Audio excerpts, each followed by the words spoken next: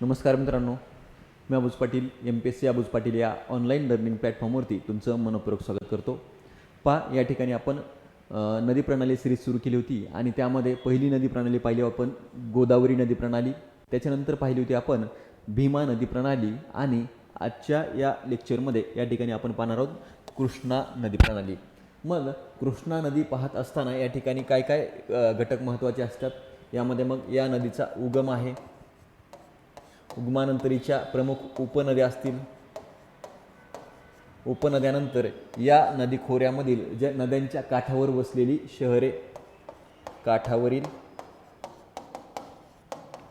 शहरे आणि या नदीच्या खोऱ्यामध्ये असणारे जी धरणे आहेत, धरण या नद्यावरती बांधण्यात आलेली, या कृष्णा नदीवरती असेल किंवा मग या नदीच्या उपनद्यांवरती बांधण्यात आलेली धरणं, त्याचबरोबर या कृष्णा नदीवरती नदीच्या काठावर वसलेली शहरं असतील किंवा या नदीच्या उपनद्यांच्या काठावर वसलेली शहरं असतील, हे या ठिकाणी आपण पाहणार आहोत. मग याच्या उपनद्यासुद्धा कोणत्या आहेत ते सुद्धा आपण या लेक्चरमध्ये पाहणार आहोत. भारताच्या दृष्टीने ही नदी कोणत्या लोकेशनला आहे, कोणत्या राज्यातून वाहते, त्याचबरोबर महाराष्ट्रामध्ये कुठून वाहते, हे या लेक्चरमध्ये आपण पाहणार आहोत. मग आपण सुरुवात करूया नदी प्रणालीला, या कृष्णा नदी प्रणालीला. तर पहा, या ठिकाणी हा जो मार्ग दर्शवला गेलेला आहे, हा कृष्णा नदीचा एकूण भारतामधील मार्ग या नकाशामध्ये तुम्हाला दर्शवला गेलेला आहे. इथं तुमच्या लक्षात येईल की या नदीचा जो मार्ग आहे तो तुम्हाला कशा पद्धतीने, या ठिकाणी ही पुणे सातारा जिल्ह्यामध्ये उगम पावते, महाबळेश्वर या ठिकाणी, आणि वाहत जाऊन महाराष्ट्रामधून कर्नाटकमधून या ठिकाणी तेलंगणामध्ये, आणि त्याच्यानंतर ही जाते आंध्र प्रदेश राज्यामध्ये. या ठिकाणी असा हा प्रवाह मार्ग आहे आणि या ठिकाणी मच्छलीपट्टणम या ठिकाणी ही पश्चिम बंगालच्या उपसागराला जाऊनही मिळत असते.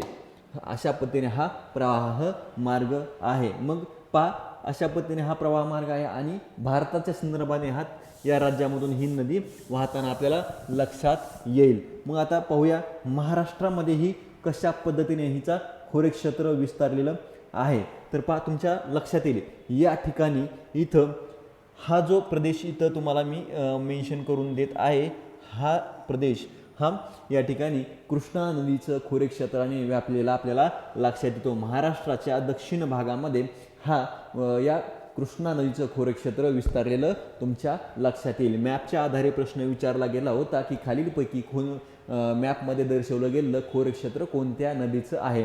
तर मग तुम्हाला सांगता आलं पाहिजे हे कृष्णा नदीचं खोरेक्षेत्र आहे. तिचं एकूण या ठिकाणी उपनद्यांनी आणि तिच्या प्रमुख या प्रवाहाने हे व्यापलेलं खोरं या ठिकाणी आपल्याला सांगता येईल. मग कोणत्या जिल्ह्यामध्ये आहे हे खोरेक्षेत्र, तर आपल्याला सांगता येईल इथं आहे सातारा आहे, उगमच सातारा जिल्ह्यामध्ये. त्याच्यानंतर सांगली आणि कोल्हापूर, काही प्रमाणामध्ये थोड्या प्रमाणामध्ये हिच्या काही उपनद्या या सिंधुदुर्ग जिल्ह्यामध्ये 2 उपनद्या उगम पावत असतात. त्याच्यामध्ये मग वेदगंगा आहे, आणि घटप्रभा या नद्या आहेत त्या या ठिकाणी उगम पावत असतात. दूधगंगा सुद्धा ही इथे उगम पावते. अशा पद्धतीने ही खोरेक्षेत्र विस्तारलेलं आहे. मग आता पुढे आपण पाहूया की या संदर्भामध्ये जी प्राथमिक माहिती आहे ती कशा पद्धतीने आहे. तर इथे या नदीचा उगम तुम्हाला सांगितलेला आहे. तर उगम मी तुम्हाला म्हटलं की कृष्णा नदीचा जो उगम आहे तो महाबळेश्वर या ठिकाणी होतो. मग महाबळेश्वर या ठिकाणी उगम होतो हे सर्वांना माहिती आहे. मग प्रश्न याच्या पुढे जाऊन आयोग विचारतो की उगम जे ठिकाण आहे ते समुद्र सपाटीपासून किती उंचीवर आहे. तर या ठिकाणी 1200 मीटर उंचीवर या महाबळेश्वर या ठिकाणी उगम होतो. मग आपल्याला इथं माहीत असतं की महाबळेश्वर या शिखराची उंची ही जवळपास 1400 मीटर आहे. मग या ठिकाणी उत्तर आपलं चुकू शकतं. तर तुम्हाला जे उगमाचं ठिकाण जे आहे ते 1200 मीटरवरती आहे. जरी महाबळेश्वर शिखराची उंची ही जास्त असली तरीही इथं उगमाचं ठिकाण हे कमी उंचीवरती 200 मीटर कमी उंचीने आहे. तर मग महाबळेश्वर या ठिकाणी उगम होतो. तर महाबळेश्वर या ठिकाणी कोणत्या इतर नद्यांचा उगम होतो, तर तुम्हाला लक्षात ठेवायचं आहे की महाबळेश्वर या ठिकाणी 5 नद्यांचा उगम होतो. त्यामध्ये मग कृष्णा, कोयना आणि वेण्णा, कृष्णा, कोयना आणि वेण्णा या पूर्ववाहिनी नद्या आहेत महाबळेश्वर या ठिकाणी उगम पावणाऱ्या. तर कृष्णा, कोयना आणि वेण्णा या पूर्ववाहिनी नद्या आणि गायत्री आणि सावित्री या महाबळेश्वर या ठिकाणी उगम पावतात आणि कोकणामध्ये प्रवाहित होऊन अरबी समुद्राला जाऊन मिळत असतात, गायत्री आणि सावित्री. मग महाबळेश्वर या ठिकाणी उगम पावणाऱ्या नद्यामध्ये कृष्णा, कोयना, वेण्णा आणि गायत्री व सावित्री या 5 नद्यांचा उगम हा महाबळेश्वर या ठिकाणी होतो. मग या कृष्णा नदीची लांबी जर पाहायची झाली तर एकूण लांबी या ठिकाणी किती आहे, तर ती आहे मित्रांनो 1290 किलोमीटर. 1290 किलोमीटर ही कृष्णा नदीची एकूण लांबी आहे. आणि या 1290 पैकी महाराष्ट्रामध्ये किती लांबी आहे, तर या ठिकाणी 282 किलोमीटर, 282 किलोमीटर, 282 किलोमीटर ही महाराष्ट्रामध्ये प्रवाहित होते. मग पहा, या ठिकाणी मी तुम्हाला सांगितलं की या नदीच्या प्रवाह मार्गामध्ये कोणती राज्ये येतात किंवा कोणत्या राज्यामधून ही नदी वाहते, तर त्यामध्ये महाराष्ट्रामध्ये सातारा जिल्ह्यामध्ये उगम पावते, त्याच्यानंतर कर्नाटक राज्यामध्ये जाते, कर्नाटक राज्यामधून तेलंगणामध्ये जाते आणि तेलंगणामधून आंध्र प्रदेश राज्यामध्ये प्रवेश करते आणि आंध्र प्रदेश राज्यामध्येच मछलीपट्टणम या ठिकाणी ती बंगालच्या उपसागराला जाऊन मिळत असते. हे या ठिकाणी आपल्याला पाहता येईल. मग नदीचं मुख म्हणजे ज्या ठिकाणी ही एखाद्या नदीचं मुख म्हणजे ही कन्सेप्ट तुम्हाला सांगतो. नदीचं मुख म्हणजे काय, तर ज्या ठिकाणी नदी इतर नदीला जाऊन मिळते किंवा ती एखाद्या समुद्राला जाऊन मिळते, हे या ठिकाणी ज्या ठिकाणी नदीचा शेवट होतो ते म्हणजे नदीचं मुख. ही कन्सेप्ट सोप्या भाषेमध्ये लक्षात ठेवा. ज्या ठिकाणी नदीचा शेवट होतो ते म्हणजे नदीचं मुख. मग या कृष्णा नदीचं मुख कोणतं आहे, मच्छलीपट्टणम, आंध्र प्रदेश राज्यामध्ये, कारण ती बंगालच्या उपसागराला जाऊन मिळत असते. ही या ठिकाणीची प्राथमिक माहिती आहे. मग आता पाहूया आपण उपनद्या. या उपनद्यांचे 2 प्रकार आपण पाहत असतो. त्यामध्ये मग डाव्या उपनद्या आणि उजव्या उपनद्या. ज्या दिशेने नदी वाहत आहे त्या दिशेने जर आपण उभं राहिलो, त्याच दिशेकडे आपण तोंड करून उभं राहिलो, तर या ठिकाणी आपल्याला पाहता येईल डाव्या बाजूने येणाऱ्या नद्या आणि उजव्या बाजूने येणाऱ्या नद्या, अशा पद्धतीने या ठिकाणी आपल्याला पाहायचं असतं. मग डाव्या नद्यामध्ये येरळा आणि भीमा ही प्रमुख उपनद्या आहेत महाराष्ट्रामधल्या. आणि दुसऱ्या आहेत उजव्या उपनद्यामध्ये वेण्णा आणि कोयना, ह्या महाबळेश्वर या ठिकाणीच उगम पावतात. पुढे आहे वारणा, पंचगंगा. आता पंचगंगा हा 5 नद्यांचा प्रवाह आहे, हे तुम्हाला सांगतो. त्यामध्ये कोणत्या नद्या आहेत ते तुम्हाला पुढे सांगणारच आहे.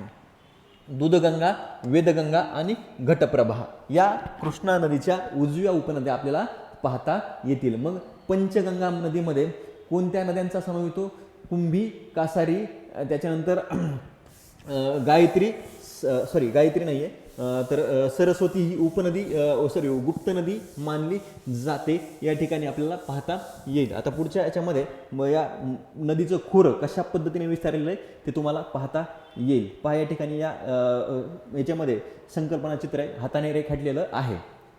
तर यामध्ये पहा, या ठिकाणी तुम्हाला पाहता येईल की अशा पद्धतीने हे खोरे क्षेत्र नदी ही प्रवाहित झालेली आहे. ही मुख्य प्रवाह आहे या ठिकाणी. अशा पद्धतीने इथं महाबळेश्वर आहे, उगम या ठिकाणी होतो कृष्णा, त्याचबरोबर वेण्णा, कोयना या ठिकाणी या नद्यांचा उगम होतो या कृष्णा नदीच्या खोऱ्यातील. आणि असा हा प्रमुख प्रवाह अशा पद्धतीने हा प्रवाहित झालेला आहे. बरोबर आहे. मग आता पहा, या ठिकाणी वेण्णा नदी सुरुवातीला या ठिकाणी येऊन मिळते आणि या वेण्णा नदीवरतीच कान्हेर धरण आहे. बरोबर आहे, हे या ठिकाणी तुम्हाला लक्षात घ्यायचं आहे. पुढे आल्यानंतर कोयना नदी ही उगम असा या ठिकाणी होतो आणि अशा ह्या नद्या वाहताना तुमच्या लक्षात येतील.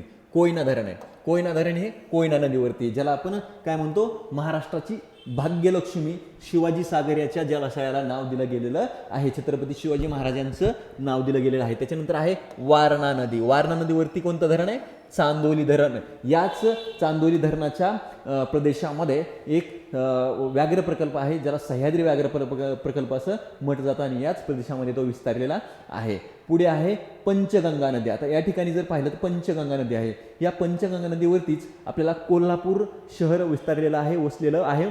आणि या पंचगंगा नदीला कोल्हापूर जिल्ह्याची जीवनवाहिनी असं म्हटलं जातं. महाराष्ट्राची भाग्यलक्ष्मी कोणती आहे, कोयना धरण. तर पहा, मग पंचगंगा नदी मी तुम्हाला सांगितलं की पंचगंगा हा 5 नद्यांचा प्रवाह आहे. मग त्या 5 नद्या कोणत्या आहेत तर पहा, या ठिकाणी भोगावती, तुळशी, सरस्वती, कुंभी आणि कासारी. आता या ठिकाणी ह्या 5 नद्यांचा प्रवाह म्हणजे इथं पंचगंगा नदी आहे. मग याचं एक वैशिष्ट्य सांगतो कासारी नदीचं, जी घोडखिंड आहे, ज्याला आपण पावनखिंड म्हणतो. बाजी प्रभू देशपांडे यांच्या बलिदानाने पावन झालेली भूमी म्हणजे पावनखिंड. त्या ठिकाणी त्या पावनखिंडीमध्ये या कासारी नदीचा उगम होतो. ही तुम्हाला गोष्ट लक्षात ठेवता येईल. ह्या उपनद्या झाल्या उजव्या उपनद्या. त्याच्यामध्ये वेदगंगा एक आहे आणि घटप्रभा ह्या उजव्या उपनद्या. क्रमाने जर विचारला तर अशा पद्धतीने तुम्हाला क्रम सुद्धा लक्षात ठेवावा लागेल. पुढे आता डाव्या उपनद्या पाहूया आपण. डाव्या उपनद्यामध्ये ही एक येरळा प्रमुख उपनदी आहे. येरळा एक आहे आणि भीमा ही महाराष्ट्राच्या बाहेर या नदीला येऊन मिळत असते. फक्त ही गोष्ट लक्षात ठेवायची. आणि प्रॉपर कृष्णा नदीवरती कोणती धरण आहेत तर पहा. आता कृष्णा आणि वेण्णा यांचा जो संगम आहे तो माहुली या ठिकाणी होतो. या ठिकाणी माहुली शाहू महाराजांची समाधी. त्याच्यानंतर पुढे आहे धरण एक कृष्णा नदीवरती टेंबू प्रकल्प.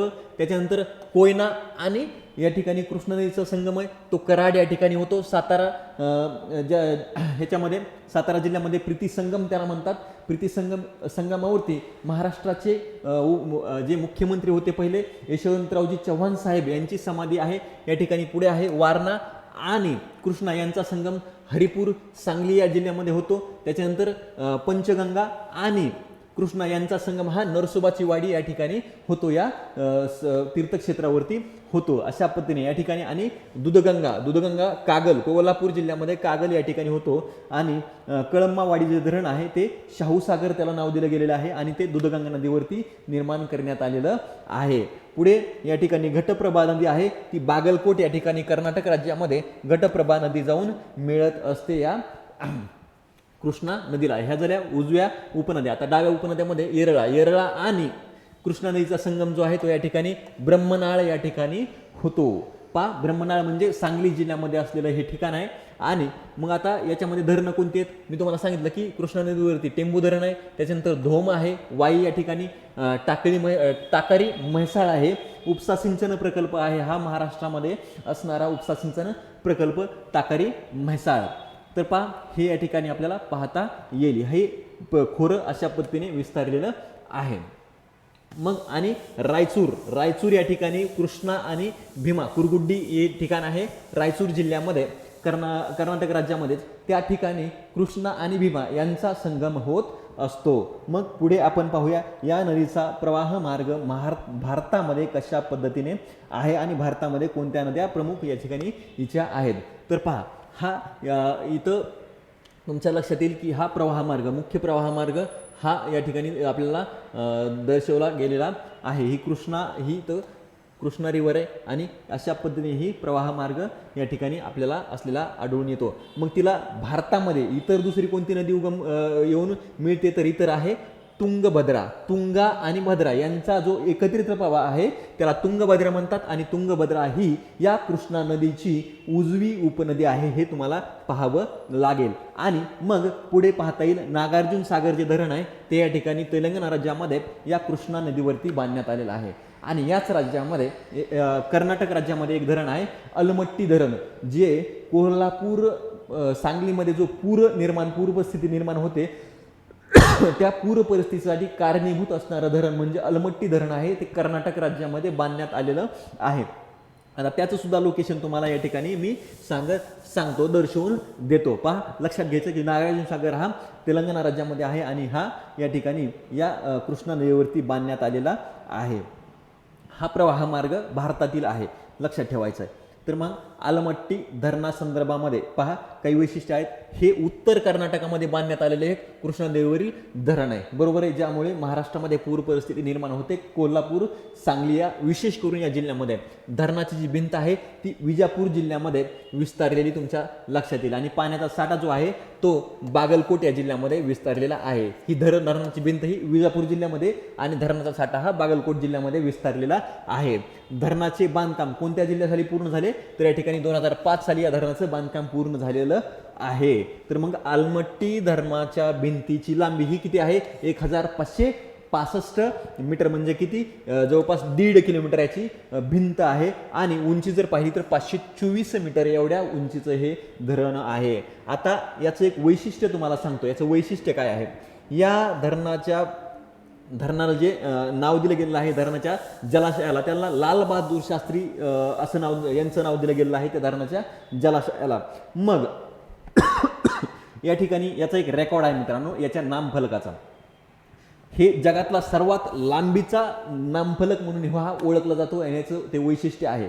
जगातील सर्वात लांबीचा हा नेमप्लेट जी म्हणतो आपण, ती या धरणाची बांधण्यात आलेली आहे, तयार करण्यात आलेली आहे, जगातील सर्वात लांब. तर मग हा जो ही जी अक्षर आहेत, लाल बहादूर शास्त्री धरण, ही जी अक्षरं जी कोरली गेली आहेत त्या नेमप्लेटवरती, ती महाराष्ट्रामध्ये लोणावळा या ठिकाणी एक व्यक्ती आहेत, ऋषिकेश राऊत यांनी ती निर्माण केलेली आहेत. ही गोष्ट तुम्हाला लक्षात ठेवायची. प्रश्न इथं विचारला जाणार नाही, पण लक्षात ठेवायचं आहे की जगातील सर्वात लांबीचा नेमप्लेट जी आहे ती या धरणाची आपल्याला असलेली आढळून येते. मग या ठिकाणी तुमच्या लक्षात येईल की हा जो मार्ग आहे किंवा इथं जर ह्या कृष्णा नदीचा मार्ग जर तुमच्या लक्षात आला तर या ठिकाणी ही महाराष्ट्राची बॉर्डर अशा पद्धतीने ही तर तुमच्या इथं दर्शवली आली आहे. तुम्हाला दिसणार नाही, पण म्हणून तुम्हाला ही मॅपच्या आधारे देतोय. आणि हा कर्नाटक राज्याचा भाग आहे. कर्नाटक राज्यामध्ये इथून तुमच्या लक्षात येईल की या भागामधून ही इथून कर्नाटकमध्ये प्रवेश करते आणि अशा पद्धतीने ही कृष्णा नदी येते आणि या नदीवरती या ठिकाणी हे अलमट्टी धरण बांधण्यात आलेलं आहे. तुम्हाला लक्षात ठेवायचं, ही महाराष्ट्राची सीमा आहे आणि ही कृष्णा नदीची प्रवाह तुमच्या लक्षात येईल. इथं कोल्हापूर, कराड वगैरे हे सांगली दर्शवले गेलेले आहेत. मग याच्या माध्यमातून तुम्हाला लक्षात येईल की हे अलमट्टी धरण कोणत्या ठिकाणी विस्तारलेलं आहे किंवा वसलेलं आहे. अशा पद्धतीने हे धरणं महत्त्वपूर्ण आहेत. आणि ही कृष्णा नदी संदर्भामध्ये महत्त्वपूर्ण गोष्ट तुम्हाला ज्या अभ्यासाच्या दृष्टीने किंवा परीक्षेच्या दृष्टीने आहेत त्या ठिकाणी आपण मेन्शन केलेल्या आहेत. मग आपण पुढची नदी पाहणार आहोत, ती म्हणजे तापी आणि नर्मदा नद्या आहेत, त्या प्रमुख नद्या आपण या ठिकाणी पाहणार आहोत. तत्पूर्वी एक गोष्ट सांगायची, लेक्चर हे आपण कंटिन्यू करणार आहेत. सर्व कंटेंट हा आपण या ठिकाणी अवेलेबल करून देणार आहेत. यापूर्वीसुद्धा लेक्चर सिरीज महत्त्वपूर्ण या यूट्यूब चॅनलवर टाकलेल्या आहेत, त्या व्यवस्थितपणे सगळ्या बघून घ्या. परीक्षेच्या दृष्टिकोनातून तुम्हाला पुरेपूर फायदा होणार आहे. आत्यंतिक ज्या नोट्स आहेत, नोट्ससाठी तुम्हाला टेलिग्राम चॅनल जॉईन करायचं आहे. @अबूज पाटील ही तुम्हाला या ठिकाणी टेलिग्राम लिंक आहे. टेलिग्राममध्ये गेल्यानंतर @अबूज पाटील सर्च केलं स्पेस न देता, त्यावेळी तुम्हाला ते टेलिग्राम चॅनल तिथं येईल आणि ते जॉईन करून घ्यायचं आहे. मग आपण इथं थांबू आजच्या लेक्चरमध्ये. व्हिडिओ लेक्चर आवडलं, समजलं तर व्यवस्थितपणे शेअर करायचं, लाईक करायचं आणि तुमच्या काही प्रतिक्रिया असतील, प्रश्न असतील ते कमेंट बॉक्समध्ये कळायला विसरायचं नाही. लक्षात ठेवा, तुमच्या कमेंट्सच्या काम करायला आणखी ऊर्जा देत असतात. Thank you so much.